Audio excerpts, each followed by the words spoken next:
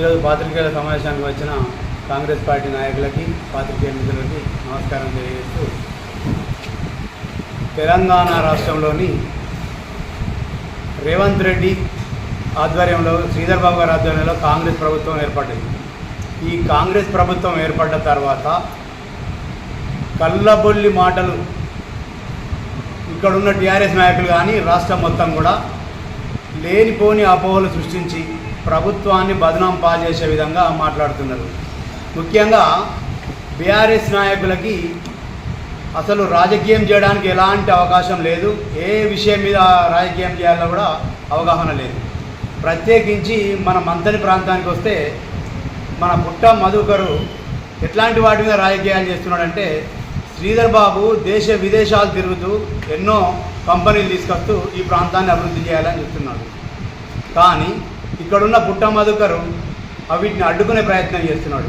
ఈ రత్నాపూర్ పరిధిలో రామగిరి కిల్లా ప్రాంతంలో కంపెనీ పెట్టడానికి శ్రీధర్ బాబు ఒక కంపెనీని తీసుకొస్తే ఇక్కడున్న పుట్ట మధుకరు వాళ్ళ అనుచరులతో, తాబేదారులతో ఏం చెప్పిస్తున్నాడంటే, కంపెనీ పెట్టొద్దు.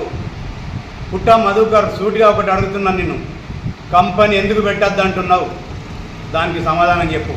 ఏ ఉద్దేశంతో కంపెనీ పెట్టద్దు అంటున్నావు? అభివృద్ధి జరగొద్దా? కంపెనీ పెడితే అభివృద్ధి జరగదా? సూటిగా దీనికి సమాధానం చెప్పు. ఈ ప్రాంతంలో ఒక జేఎన్టీయూ పెడితే వందలాది మంది నిరుద్యోగులు అందులో పనిచేస్తారు. నీ తాబేదారులు లక్షలు వసూలు చేసి పెట్టించిన చరిత్ర. అదేవిధంగా ఇప్పుడు ముకునూరులో సిమెంట్ ఫ్యాక్టరీ పెడితే శ్రీబాబుకు పోతుందని శ్రీధర్ బాబు అనుచరులని కథలు పడి రాకుండా చేస్తున్నావు.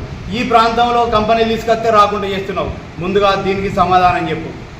నీకు రాజకీయ భవిష్యత్తు లేదనేది మాకు ఈ ప్రాంతంలో ప్రజలకి, కాంగ్రెస్ కార్యకర్తలకి అర్థమైపోయింది. నీ ప్రయాణం ఏంటో అది కూడా అర్థమవుతుంది.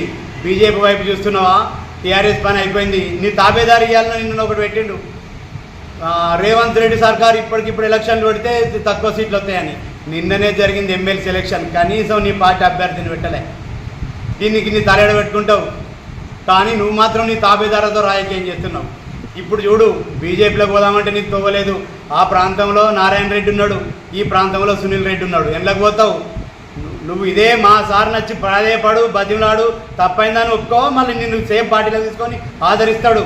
నీకు తప్ప బీఆర్ఎస్ పని ఇప్పుడు 0% ఉంది. ఏ పార్టీలోకి పోతావు? సూటిగా సమాధానం చెప్పు. ఇక్కడ ఈ ప్రాంతంలో కంపెనీ ఎందుకు పెట్టద్దంటారో దానికి సూటిగా సమాధానం చెప్పు మిస్టర్ పుట్ట మధుకర్.